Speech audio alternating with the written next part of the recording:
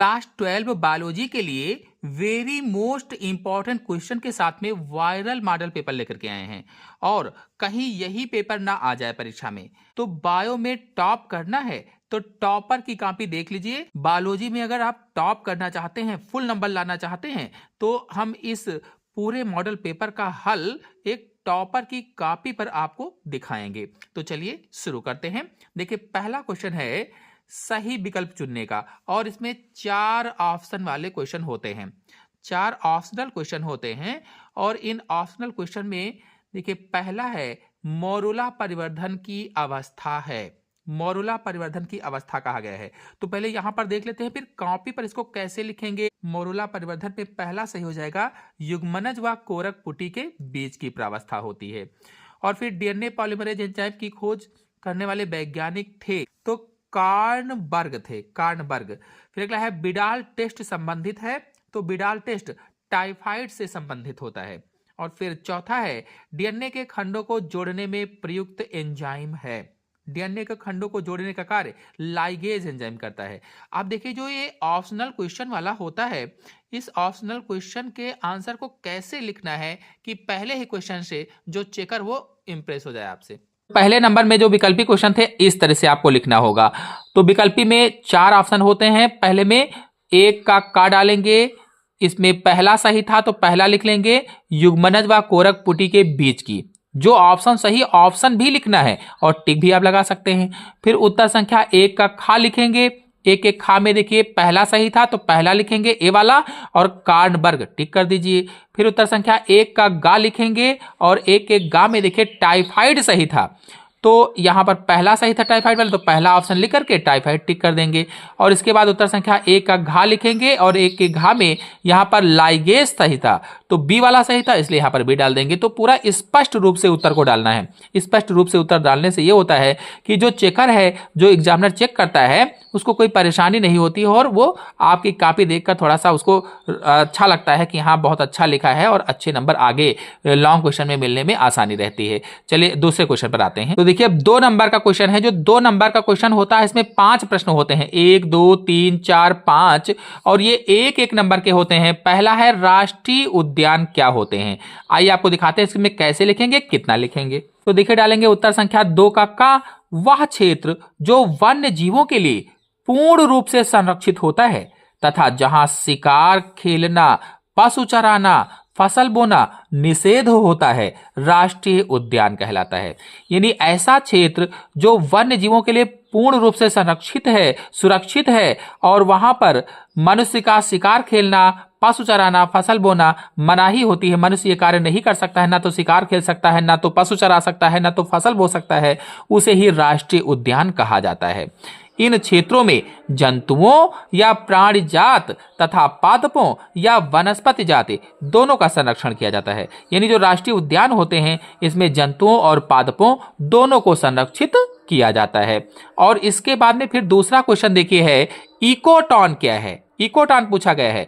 2 का खा तो डालेंगे उत्तर संख्या 2 का खा। और देखिए ये चीज बहुत ही अच्छी से सोच लीजिए कि जब भी एक क्वेश्चन समाप्त हो एक लाइन छोड़ देंगे खाली और फिर अगली लाइन में आप उस आंसर को सेपरेट करने वाली लाइन खींचेंगे, फिर एक लाइन छोड़ेंगे और एक लाइन छोड़ने के बाद फिर उत्तर संख्या लिखेंगे, उत्तर संख्या 2 का खा और इसमें लिखेंगे 2 पारितंत्रों के मिलने पर बना संक्रमण क्षेत्र जिसमें दोनों पारितंत्रों के जीव मिलते हैं इकोटॉन कहलाता है। यानी ऐसा संक्रमण क्षेत्र जहां पर 2 पारितंत्र मिलते हैं उसे ही इकोटॉन कहा जाता है। जैसे दलदल है, ज्वलनदमुख है आदि आ जाएंगे। फिर देखिए यहां पर 2 का तीसरा है द्विनिषेचन की खोज किसने की थी। तो देखिए यहां पर 2 का तीसरा लिखने के लिए यहां पर एक लाइन छोड़ी गई है, फिर एक लाइन छोड़ी गई है और इसके बाद में देखिए फिर उत्तर संख्या लिखी गई है। तो इस चीज का ध्यान रखेंगे, थोड़ा सा देखने में बहुत अच्छा लगता है, अलग अलग आंसर लगते हैं। तो उत्तर संख्या 2 का गा लिखेंगे द्विनिषेचन की खोज SG नवासिन ने प्रेटिलेरिया तथा लिलियम नामक पादपों में की थी। अगर यहाँ पर निषेचन की खोज कहा जाता तो निषेचन की खोज स्ट्रासबर्गर ने की थी, जबकि द्विनिषेचन की पूछा गया था इसलिए नवासिन ने की थी। और इसके बाद में फिर अगला क्वेश्चन है 2 का चौथा आनुवांशिकता एवं विभिन्नता को एक एक वाक्य में स्पष्ट कीजिए। तो देखिए इस तरह से फिर यहाँ पर थोड़ा सा आंसर को सेपरेट करके लिखेंगे। उत्तर संख्या 2 का घ, जीवों की आकारकी में अंतर ही विभिन्नता कहलाता है। जीवों की जो संरचना होती है, जो आकारकी होती है, उनमें जो भिन्नताएं पाई जाती हैं, वेरिएशंस पाए जाते हैं, उन्हें ही विभिन्नता कहा जाता है। और फिर आनुवांशिक लक्षणों के जनकों से संतति में पहुंचने को आनुवांशिकता कहते हैं।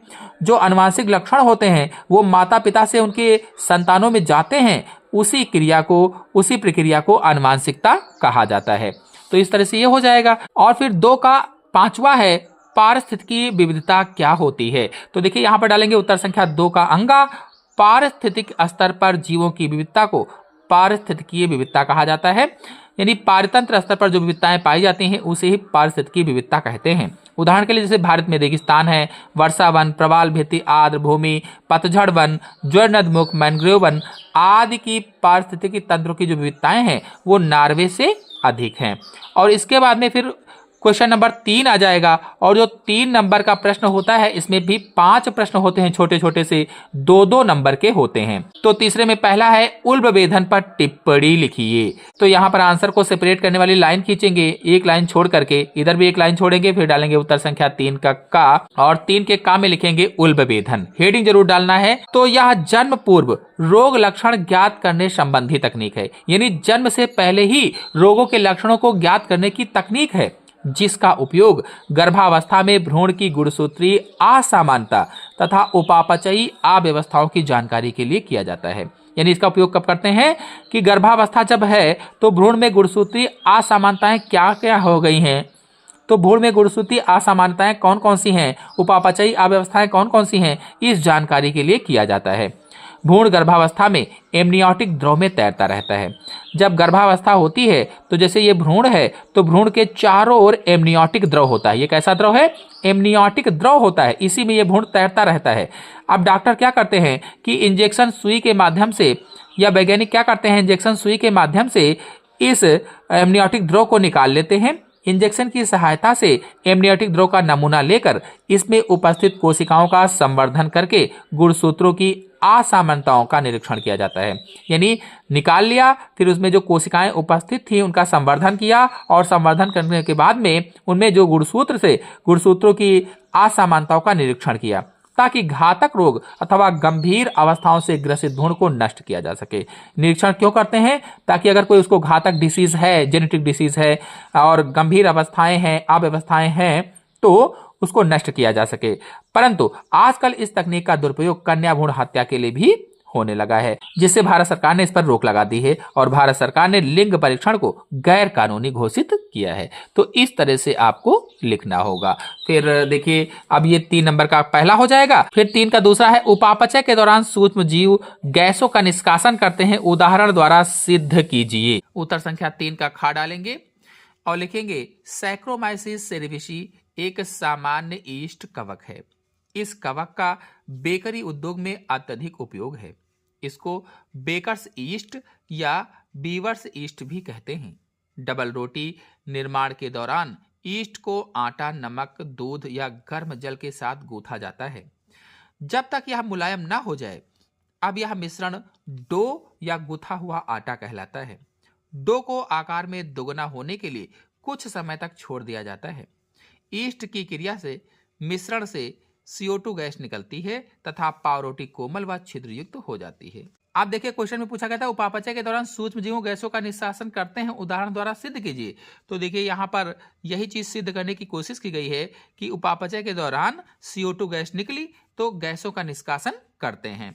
फिर अगला क्वेश्चन है 3 का तीसरा ग नंबर, नर जनन तंत्र का स्वच्छ एवं नामांकित चित्र बनाइए। केवल चित्र बनाना है। मादा जनन तंत्र भी बहुत इंपॉर्टेंट है, उसका भी चित्र पूछ लिया जाता है। तो देखिए, नर जनन तंत्र का चित्र बनाने के लिए यहाँ पर इस तरह से बनाया गया है। जब भी एक आंसर खत्म होगा तो एक खाली लाइन छोड़ देंगे। इसके बाद में अगली लाइन में ये आंसर को सेपरेट करने वाली लाइन खींचेंगे और इसके बाद फिर एक खाली लाइन छोड़कर उत्तर संख्या 3 का गा, और इस तरह से आपको नर जनन तंत्र का चित्र बना देना है। या आप चाहें तो सीधे वाला जो चित्र होता है वो बना देंगे, तो ये हो जाएगा। और इसके बाद में देखिए, यहाँ पर 3 का घा है, पुनरावृत्त DNA एवं अनुषंगी DNA में अंतर स्पष्ट कीजिए। तो देखिए डालेंगे उत्तर संख्या 3 का घा, पुनरावृत्त डीएनए या रिपीटेटिव डीएनए। इसमें नाइट्रोजन क्षारों के समान अनुक्रमों की अनेक प्रतिलिपियां पाई जाती हैं। जिस डीएनए पर क्षार अनुक्रमों की एकल प्रतिलिपि पाई जाती है विशिष्ट डीएनए कहते हैं। इस पर सक्रिय जीन्स पाए जाते हैं। जबकि अनुषंगी डीएनए या सैटेलाइट डीएनए क्या होता है? यह पुनरावृत्त डीएनए का वह भाग होता है जिस पर लंबे पुनरावृत्त न्यूक्लियोटाइड अनुक्रम पाए जाते हैं और दो प्रकार का होता है, एक तो सूक्ष्म अनुषंगी और दूसरा लघु अनुषंगी। इस तरह से लिखना होगा। और इसके बाद में जो 3 का 5वां क्वेश्चन है, रेड डाटा बुक से आप क्या समझते हैं, इसकी उपयोगिता बताइए। वेरी मोस्ट इंपॉर्टेंट क्वेश्चन है, परीक्षा में पूछा जा सकता है, बहुत ही ज्यादा इंपॉर्टेंट है। आइए आपको दिखाते हैं। तो देखिए यहां पर उत्तर संख्या 3 का अंगा लिखेंगे, रेड डाटा बुक, हेडिंग जरूर डालना है। और यहां पर जैसे मैंने बताया बिल्कुल वैसे ही स्पेस छोड़ करके लाइन खींच करके लिखना होगा। तो IUCN द्वारा जारी एक विशेष किताब जिसमें विलुप्त, संकटग्रस्त, क्षति आशंकित, दुर्लभ सुवेद जीव जातियों का सूचीबद्ध विवरण दिया जाता है, रेड डाटा बुक कहलाती है। यानी जो रेड डाटा बुक है ये ऐसी किताब है जिसमें विलुप्तता की कगार पर खड़े जीवों की लिस्ट है। अब इसकी उपयोगिता देख लेते हैं। तो ये लुप्त हो रहे जीव प्रजातियों की जानकारी देती है। इससे हमें संकटग्रस्त जातियों के आश्रय स्थल की स्थिति की जानकारी मिलती है। ये हमें वर्तमान में उपलब्ध जीवों की संख्या उपलब्ध कराती है। आंकड़ों के माध्यम से लोगों को जीव संरक्षण के लिए प्रेरित करती है। क्योंकि आंकड़े बहुत कम हैं, खत्म हो रही है, खो रही है, इसलिए लोग सोचते हैं चलो इसको बचाया जाए। अब देखिए जो चौथा क्वेश्चन है, चौथे का पहला, कीस्टोन प्रजातियों से आप क्या समझते हैं, उदाहरण सहित बताइए। तो देखिए जो 4 नंबर का क्वेश्चन होता है, जो 5 नंबर का क्वेश्चन होता है और जो 6 नंबर का क्वेश्चन होता है, इनमें 4 खंड होते हैं और चारों खंड ये 3 नंबर के होते हैं। यानी कि 12 नंबर का कुल मिलाकर के ये, 12 का ये और 12 का ये, तो बात 36 नंबर का बायोलॉजी में लघु उत्तरीय प्रश्न केवल आता है, जिसमें चौथे में थोड़ा सा कम लिखना होता है, 5वें में उससे ज्यादा और छठे में उससे ज्यादा। चौथे में आप 1 पेज लिखिए, 5वें में 1.5 पेज लिखिए और छठे में कम से कम 2 पेज अवश्य लिखिए 6 नंबर के क्वेश्चन में। तो जो चौथा प्रश्न है, चौथे का पहला है, कीस्टोन प्रजातियों से आप क्या समझते हैं, उदाहरण सहित स्पष्ट कीजिए। देखिए चौथे का पहला था, कीस्टोन प्रजातियों से आप क्या समझते हैं, उदाहरण सहित समझाइए। तो इसका आंसर इस तरह से लिखेंगे, उत्तर संख्या 4 का डालेंगे, कीस्टोन प्रजातियां हेडिंग डाल लेंगे और लिखेंगे वह प्रजातियां जो किसी समुदाय में प्रचुरता या जैव भार की अल्पता के बावजूद समुदाय अभिलक्षणों पर प्रभाविता दर्शाती हैं, कीस्टोन प्रजातियां कहलाती हैं। कीस्टोन प्रजातियां जंतु पादप व समुदाय सूक्ष्मजीव। कीस्टोन प्रजातियों में पर्यावरण को बदलने की क्षमता होती है। यानी जो कीस्टोन प्रजातियां होती हैं उसके अंतर्गत जंतु पादप और सूक्ष्मजीव आते हैं जिनमें पर्यावरण को बदलने की क्षमता पाई जाती है। कीस्टोन प्रजातियां सूक्ष्म जलवायु, मृदा की रचना तथा मृदा रसायन व खनिजों के स्तर को भी परिवर्तित और प्रभावित करने में सक्षम होती हैं। ये प्रजातियां अपनी परस्पर क्रियाओं से समुदाय की संरचना और जैविक घटकों को परिवर्तित करती हैं। प्रशांत महासागर के एक भाग में टेरोपिड चमगादड़ की स्टोन प्रजाति की तरह कार्य करते हैं। यदि इन चमगादड़ों को इस क्षेत्र से निकाल दिया जाए तो यहाँ के अनेक पादपों में परागण नहीं हो पाता है, वह प्रजनन की प्रक्रिया बंद हो जाती है। इस प्रकार से ये पादप नष्ट हो जाते हैं तथा इसके पश्चात इन पादपों पर निर्भर अन्य जीव भी नष्ट हो जाते हैं। तो यहाँ पर बंद होगा। फिर देखिए चौथे का दूसरा है, कैंसर क्या है, कैंसर कोशिकाएं किस प्रकार सामान्य कोशिकाओं से भिन्न होती हैं। बहुत ही इंपॉर्टेंट क्वेश्चन है, कैंसर पर कई बार टिप्पणी आती है, कई बार क्वेश्चन पूछा जाता है। चलिए इसको दिखाते हैं। तो देखिए डालेंगे उत्तर संख्या 4 का खा, इधर डालेंगे कैंसर। यह रोग शरीर की कोशिकाओं के अनियंत्रित कोशिका विभाजन के कारण होता है। जो शरीर में कोशिकाएं होती हैं उनका कोशिका विभाजन अनियंत्रित जब हो जाता है तब यह रोग हो जाता है। कोशिकाओं में उपस्थित ऑन्कोजीन्स के सक्रिय हो जाने से अविभेदित कैंसर कोशिकाएं बनने लगती हैं। ऑन्कोजीन जब सक्रिय हो जाता है, एक्टिव हो जाता है, तो अविभेदित कोशिकाएं कैंसर बनाने लगती हैं। कुछ पदार्थ कैंसर उत्पन्न करने में सहायक होते हैं, इन्हें कैंसर कारक या कार्सिनोजन कहा जाता है। कैंसर को निम्नलिखित 3 समूहों में बांटा जा सकता है। अब चूंकि यहाँ पर कैंसर क्या है, कैंसर कोशिकाएं किस प्रकार सामान्य कोशिकाओं से भिन्न होती हैं, 3 नंबर में पूछा गया था तो ज्यादा लिखना होगा। अब यहाँ पर देखिए कार्सिनोम या कार्सिनोजन का हो जाएगा, या बाह्य जनन स्तर से बने अंगों में होता है, जैसे स्तन कैंसर, फेफड़ों का कैंसर आदि। सार्कोमा में यह अस्थि कैंसर लसिका ग्रंथि में होता है। जो ल्यूकेमिया है ये रुधिर का कैंसर होता है, जिसमें WBC की संख्या में अधिक तेजी से वृद्धि होती है। और इसके बाद में यहाँ देखिए सामान्य कोशिका और कैंसर कोशिका में अंतर भी पूछा गया था। देखिए यहाँ पर प्रश्न में कैंसर कोशिकाएं किस प्रकार सामान्य कोशिकाएं से भिन्न है, तो इसमें इधर डालेंगे सामान्य कोशिका, इधर डालेंगे कैंसर कोशिका। तो पहला लिखेंगे इनमें नियंत्रित कोशिका विभाजन होता है, जबकि कैंसर कोशिका में अनियंत्रित कोशिका विभाजन होता है, यानी इनमें कंट्रोल्ड रहता है, कंट्रोल में रहता है, जबकि इसमें कंट्रोल से बाहर हो जाता है, आउट ऑफ कंट्रोल हो जाता है। फिर अगला है इनका एक निश्चित जीवन चक्र होता है, जबकि कैंसर कोशिकाओं का एक निश्चित जीवन चक्र नहीं होता है। फिर अगला है सामान्य कोशिकाओं में ये एक दूसरे से संबंधित होती हैं, जबकि कैंसर कोशिकाएं एक दूसरे से संबंधित नहीं होती हैं। फिर अगला लिखेंगे ये अबुर्द या ट्यूमर नहीं बनाती हैं, जबकि कैंसर कोशिकाएं अबुर्द या ट्यूमर बनाती हैं। तो इस तरह से लिख देंगे। अब देखिए चौथे का तीसरा है क्लोनिंग हेतु वाहक में वांछित विशेषताओं का वर्णन कीजिए। क्लोनिंग के लिए वाहक में वांछित विशेषताओं का वर्णन करना है। तो देखिए डालेंगे उत्तर संख्या 4 का गा। वाहक में क्लोनिंग हेतु निम्नलिखित विशेषताएं होनी चाहिए। पहली विशेषता है कि प्रतिकृतिकरण का उद्भव होना चाहिए, यानी यह खंड या डीएनए खंड या डीएनए रज्जु का एक खंड है जो प्रतिकृति के समय आरंभ बिंदु के रूप में कार्य करता है, प्रारंभ बिंदु के रूप में कार्य करता है। डीएनए का कोई खंड इस स्थल से बंधकर परपोषी कोशिकाओं में द्विगुणन करने में सक्षम होता है। तो इस तरह से लिखेंगे बहुत ही अच्छी राइटिंग में, heading by heading, marker gene या वर्ण योग्य चिन्हक, और इसके बारे में थोड़ा सा इस तरह से लिख देंगे। और इसके बाद में तीसरी हेडिंग डालेंगे क्लोनिंग या पहचान स्थल, और इसके बारे में थोड़ा सा इस तरह से आपको लिखना होगा। इसके बाद में देखिए ये क्वेश्चन हो जाएगा। अब चौथे का चौथा है जीन उपचार क्या है, इस तकनीक का प्रयोग किन 2 स्तरों पर किया जाता है। जीन चिकित्सा कहे या जीन उपचार कहे, बहुत ही ज्यादा इंपॉर्टेंट क्वेश्चन है। आइए दिखाते हैं। देखिए डालेंगे उत्तर संख्या 4 का घा, जीन उपचार या जीन चिकित्सा भी इसे आप कह सकते हैं। तो जीन उपचार के अंतर्गत मानव शरीर में असामान्य या त्रुटिपूर्ण या विकारी जीन को स्वस्थ जीन से प्रतिस्थापित करके विकारी जीन को जीन के लक्ष्यामोदन द्वारा स्वस्थ बनाकर या जीन प्रतिलिपियों की संख्या में वृद्धि करके आनुवांशिक रोगों से मुक्त के प्रयास किए जाते हैं। यानी जीन चिकित्सा या जीन उपचार की परिभाषा क्या होगी, जीन चिकित्सा की परिभाषा क्या होगी कि किसी त्रुटिपूर्ण या असामान्य जीन को हटाकर उसकी जगह पर अच्छी जीन को जोड़ देना ही जीन चिकित्सा कहलाता है। और इसके बाद में यहाँ पर भ्रूण का उपचार, इसके अंतर्गत हेडिंग डालकर थोड़ा सा लिखना होगा, क्योंकि 4 नंबर के क्वेश्चन में हम लोग लिख रहे हैं और ये 3 नंबर का होता है।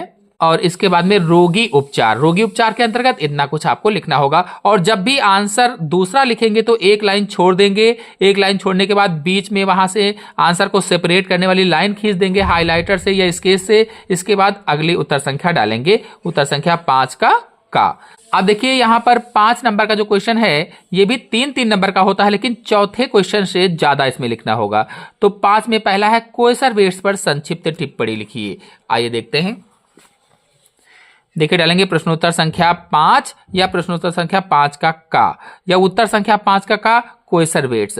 तो कोएसर वेट्स का निर्माण आदि सागर के गर्म सूप में विविध यौगिकों के अणुओं में परस्पर प्रतिक्रिया के फलस्वरूप नए यौगिक बनने से हुआ। यानी कोएसर वेट्स हेडिंग जरूर आपको डालना है, शब्दों से शब्दों के बीच की दूरी बराबर रखना है, राइटिंग बहुत ही अच्छी बनाना है। तो इस तरह से आप अच्छे से नंबर पा सकेंगे, लिखेंगे।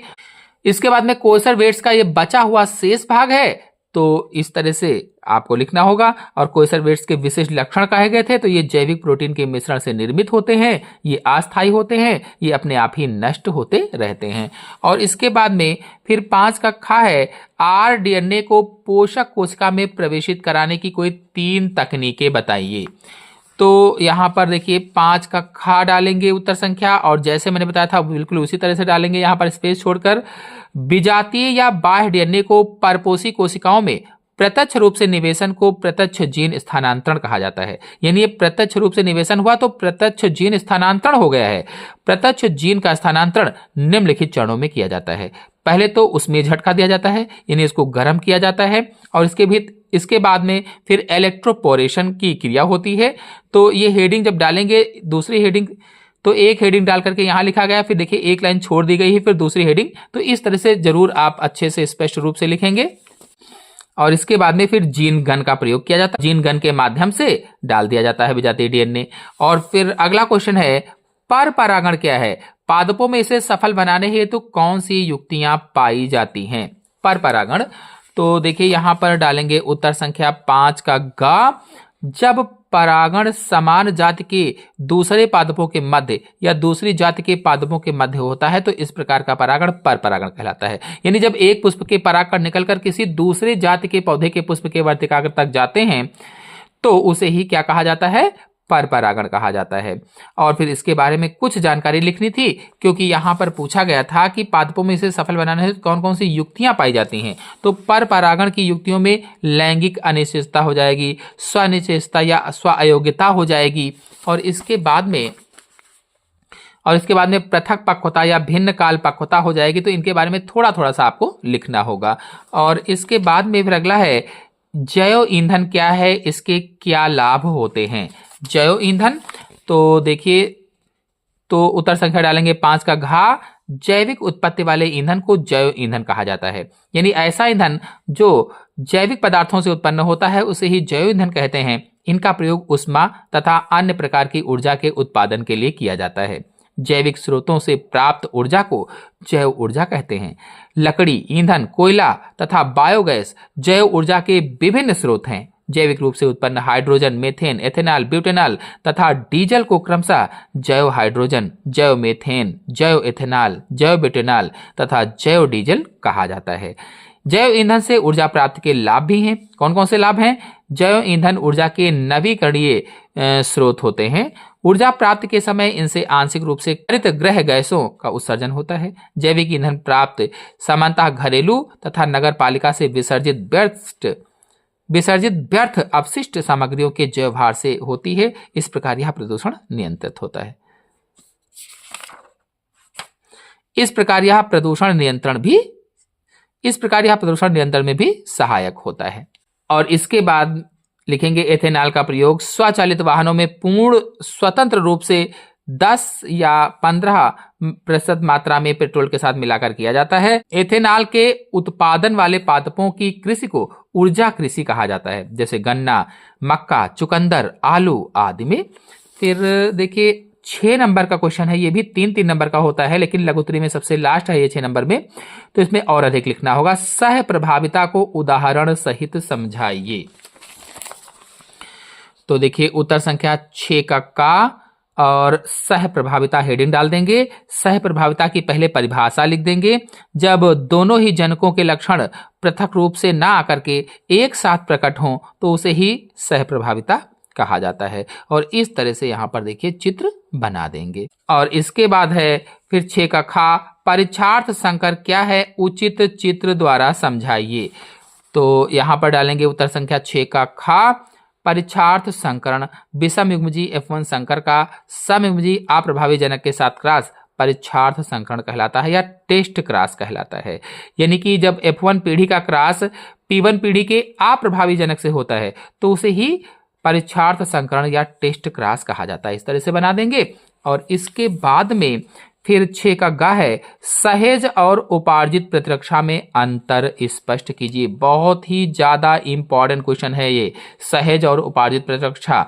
तो उत्तर संख्या 6 का ग, इधर डालेंगे सहेज प्रतिरक्षा, इधर डालेंगे उपार्जित प्रतिरक्षा। इसको मैंने अपने चैनल में बहुत ही आसान तरीके से समझाकर बताया हुआ है, आप चाहे तो वहां से जाकर के देख सकते हैं।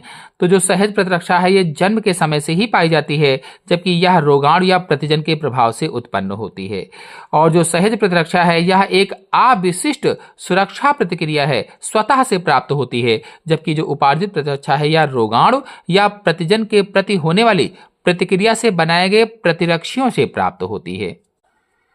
और इसके बाद में फिर लिखेंगे यह रोगाणुओं को शरीर में प्रवेश करने से रोकने के लिए विभिन्न प्रकार के अवरोध उत्पन्न करती है।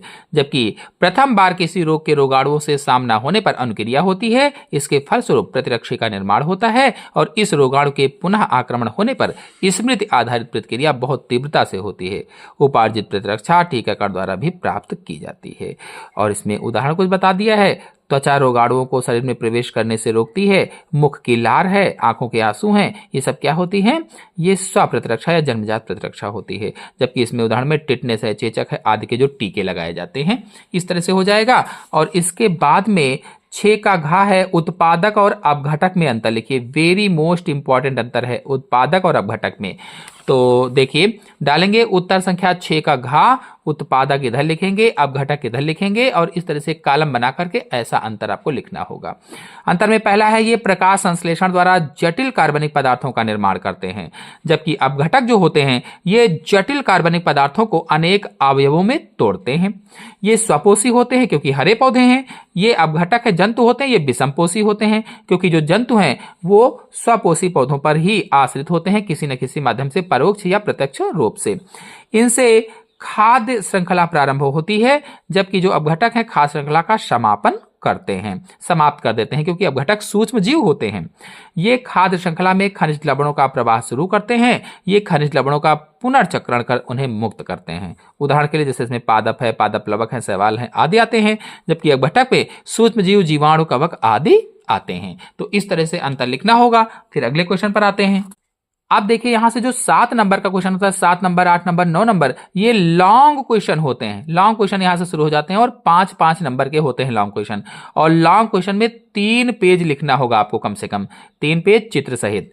तो एक प्रारूपी आवृतबीजी बीजांड के भागों का विवरण दिखाते हुए एक स्पष्ट एवं स्वच्छ नामांकित चित्र बनाइए।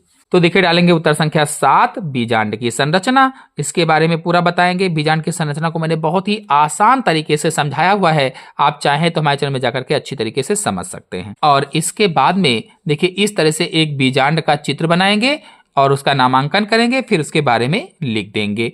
तो इस तरह से हो जाएगा। और फिर अगला क्वेश्चन है, इसमें अथवा लगा है कि मनुष्य में भ्रूणी विकास की प्रक्रिया का ब्लास्टुला तक वर्णन कीजिए।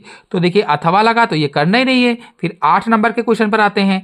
जीनी अभियांत्रिकी क्या होती है? इसे पुनर्योजी डीएनए प्रौद्योगिकी क्यों कहते हैं? मानव हित में इसकी उपयोगिता बहुत ही ज्यादा इंपॉर्टेंट है, बहुत ज्यादा इंपॉर्टेंट है, बहुत ज्यादा पॉपुलर क्वेश्चन है, बार बार पूछा जाता है परीक्षा में और ये बोर्ड एग्जाम में जरूर आएगा। जीनी अभियांत्रिकी या जेनेटिक इंजीनियरिंग या पुनर्योगज डीएनए क्या है, इसकी उपयोगिता, इस तरह से घुमा घुमा कर ये क्वेश्चन पूछा जाता है।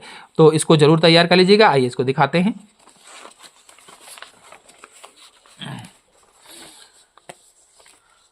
तो देखिए यहां पर थोड़ा सा गलती ये हुई है कि 1, 2, 3, 4 ही लाइनें बची थी और यहां पर उत्तर संख्या डाली गई। 4 लाइनें, 3 लाइनें अगर एक पेज में लास्ट में बच रही हैं तो उसमें नई उत्तर संख्या नहीं डालना है, नए पेज से उत्तर संख्या डालना होता है।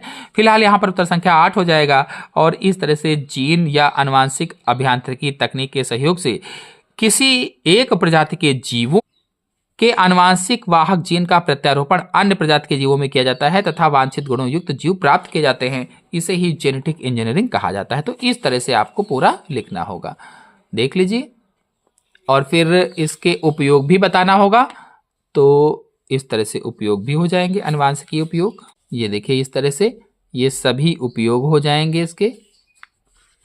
इस तरह से अच्छे से आपको लिखना होगा। ये यहां तक आंसर हो जाएगा, 3 पेज का हो गया है। और इसके बाद में फिर 9 नंबर का, अब देखिए इसमें अथवा लगा तो ये नहीं करना है। अगर आपको ये आता है तो ये मत कीजिए, अगर ये नहीं आता है तो ये करना होगा। जैव विविधता क्या है, इसके संरक्षण की 2 विधियां बहुत ही ज्यादा इंपॉर्टेंट है। इसमें जितने भी लॉन्ग क्वेश्चन दिए गए हैं बहुत ही ज्यादा इंपॉर्टेंट है। जैव विविधता क्या है, इसके संरक्षण की 2 विधियों का उल्लेख कीजिए। वेरी मोस्ट इंपॉर्टेंट है, कई बार क्वेश्चन परीक्षा में आया हुआ है। तो हमने ये किया तो ये नहीं किया है, आप ये ना करेंगे तो ये मैंने अथवा वाला करिए, चाहे उसके पहले वाला करिए, मेन वाला। फिर 9 नंबर है, वाटसन एवं क्रिक द्वारा प्रस्तुत द्विकुंडलीय डीएनए संरचना का वर्णन कीजिए। बहुत ही ज्यादा इंपॉर्टेंट है, इस पर चित्र भी पूछा जाता है, इस पर द्विकुंडलीय संरचना, इस पर टिप्पणी भी पूछी जाती है। तो वेरी मोस्ट इंपॉर्टेंट क्वेश्चन है। अगर ये नहीं करते हैं तो करेंगे डीएनए अनुवांशिक पदार्थ है, इसे सिद्ध करने हेतु अपने प्रयोग द्वारा हर से व चीज, बहुत ही ज्यादा हर से चीज, वेरी मोस्ट इंपॉर्टेंट क्वेश्चन है, परीक्षा में पूछा जा सकता है। फिर डालेंगे उत्तर संख्या 9, यहां पर डीएनए वाला किया गया है। इस तरह से आपको डीएनए के बारे में लिखना होगा और इसकी संरचना भी बनाना होगा।